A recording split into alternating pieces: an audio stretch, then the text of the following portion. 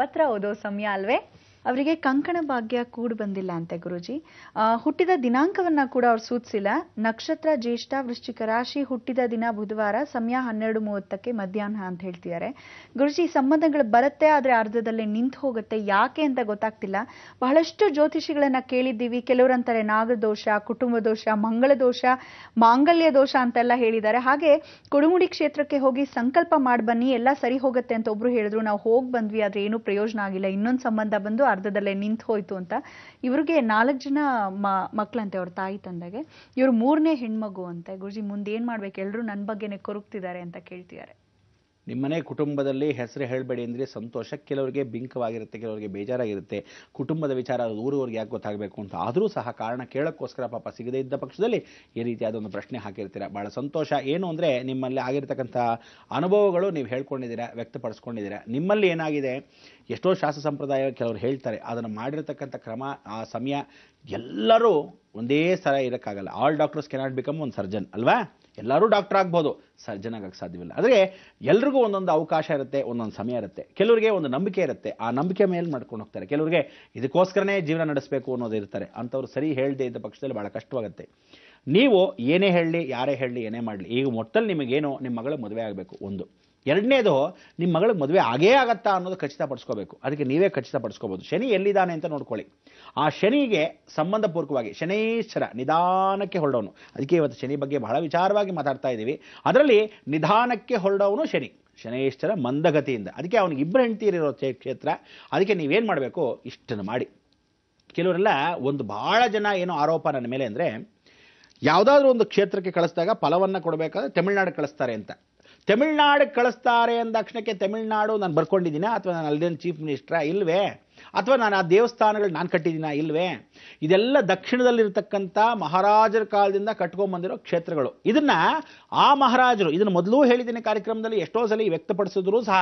ಎಷ್ಟೋ ಜನ ಏನು ಹೇಳಿದ್ರು ಗೊತ್ತಾ, ಅಲ್ಲಿರೋ ಅರ್ಚಕರು ಕಳಿಸಿದ್ರೆ ಅಲ್ಲಿಂದ ಏನೋ ದುಡ್ಡು ತೊಗೊಂಡು ನನಗೊಂದು 50-50 ಕಳಿಸ್ಕೊಡಿ, ನಾನು ಇಲ್ಲಿಂದ ಪಾರ್ಟಿ ಕಳಿಸ್ತೀನಿ ಅಂತ ಭಾಳ ಜನ ಹೇಳಿದ್ದಾರೆ. ಇದನ್ನು ವೈಯಕ್ತಿಕವಾಗಿ ಮುಂದೆ ಹೇಳ್ತಾ ಇದ್ದೀನಿ ಕೇಳಿ. ಇದುವರ ತನಕ ನಿಸ್ವಾರ್ಥ ಸೇವೆಗೆ ಯಾವ ನನ್ನ ಮಗನ ಬಿಡುಗಾಸು ನನಗೆ ಬೇಕಾಗಿಲ್ಲ.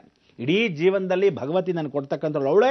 ಯಾವ ಕಾಲಕ್ಕೂ ನಾನು ಪರಿಪೂರ್ಣವಾಗಿರ್ತಕ್ಕಂಥ ಶ್ರದ್ಧಾಭಕ್ತಿ ನನ್ನ ಮನಸ್ಸಾಕ್ಷಿಗೆ ಗೊತ್ತು, ಜಗನ್ಮಾತೆಗೆ ಗೊತ್ತು. ಏನು ಅಂದರೆ ಜನಗಳು ಕಳಿಸ್ಬೇಕು, ಕಷ್ಟ ಇದೆ.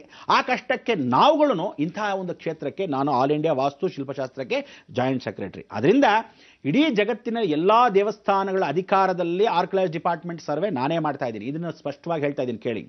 ಆ ದೇವಸ್ಥಾನಗಳಲ್ಲಿ ಏನೇನು ಶಕ್ತಿ ಇದೆ, ಯಾತಕ್ಕೆ ಹೀಗಿದೆ, ಆ ಶಕ್ತಿಗಳನ್ನು ನನ್ನ ಒಂದು ವಿದ್ಯಾಭ್ಯಾಸದಲ್ಲಿ ಮಾಡಿರತಕ್ಕಂಥ ಒಂದು ರಿಸರ್ಚಲ್ಲಿ, ಅಷ್ಟು ವಿಶೇಷವಾಗಿರ್ತಕ್ಕಂಥ ವಿದ್ಯೆಯಲ್ಲಿ ನಿಮಗೆ ದಾರೆ ಎರಿತಾ ಇದ್ದೀನಿ. ಇದನ್ನು ಹೋದರೆ ಖಂಡಿತವಾಗ್ಲೂ ಈ ಕಾರ್ಯ ಆಗುತ್ತೆ. ಎಷ್ಟೋ ಜನಕ್ಕೆ ಆಗಿದೆ, ಅನುಭವಪೂರ್ವಕವಾಗಿ ಆಗಿದೆ.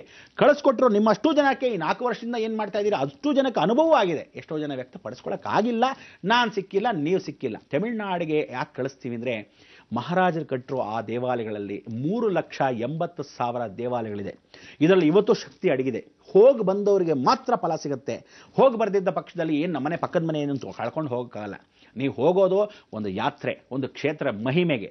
ನಮ್ಮಲ್ಲಿ ಕರ್ನಾಟಕದಲ್ಲೂ ಬಹಳ ಮಹಾಕ್ಷೇತ್ರಗಳಿದೆ, ಆದರೆ ದೊಡ್ಡ ದೊಡ್ಡ ದೇವಾಲಯಗಳನ್ನ ಯಾರೂ ಕಟ್ಟಿಲ್ಲ. ಯಾಕೆಂದರೆ ಆ ಕಾಲದ ದಕ್ಷಿಣವೇ ಮಹಾಕ್ಷೇತ್ರ ಆಗಿತ್ತು. ಇದನ್ನು ಆ ದಕ್ಷಿಣ ಅನ್ನೋದು ಏನು ಪಕ್ಕದ ರಾಜ್ಯಕ್ಕೆ ಕಳಿಸಿದ್ವಿ, ಇಲ್ಲಿ ಕಳಿಸಿದ್ವಿ ಅನ್ನೋದು ಮುಖ್ಯ ಅಲ್ಲ. ನಮಗೆ ಪರಿಹಾರ ಸಿಗ್ತಾ, ಜೀವನದಲ್ಲಿ ಎಲ್ಲರೂ ಚೆನ್ನಾಗಿದ್ದೀವ, ಸಂತೋಷ, ಅಷ್ಟೇ ಮುಖ್ಯ ಬೇಕಾಗಿರೋದು. ಹೋಗಿ ಬನ್ನಿ. ಅಲ್ಲಿ ಹೋಗಬೇಕಾದ ನಿಮ್ಮ ಆದ್ಯ ಕರ್ತವ್ಯ, ಮಗಳಿಗೆ ಮದುವೆ ಆಗಿಲ್ಲ. ಅದಕ್ಕೆ ಶನೇಶ್ವರನ ಋಣವನ್ನು ತೀರಿಸ್ಕೊಳ್ಳೋಕ್ಕೆ ಸೂರ್ಯನಾರ್ ಕೋವಿಲ್ ಅಂತಿದೆ. ಆ ಸೂರ್ಯನಾರ್ ಕೋವಿಲಲ್ಲಿ 9 ಗ್ರಹಗಳು ನಮಸ್ಕಾರ ಮಾಡ್ತಾ ಇದೆ. ಹೀಗೆ ಯಾರಿಗೆ? ಸಾಕ್ಷಾತ್ ಸೂರ್ಯನಿಗೆ. ಇವನು ಆ 7 ಕುದುರೆಗಳನ್ನ ಹೀಗೆ ಇಟ್ಕೊಂಡು, ಆ ವಿಶೇಷವಾಗಿ ಬಿಳಿ ಕುದುರೆಗಳನ್ನ ಇಟ್ಕೊಂಡು, ಶ್ವೇತ ಕುದುರೆಗಳನ್ನೇ ಹೀಗೆ ವಿರಾಜಮಾನ ಕೂತಿದ್ದಾನೆ.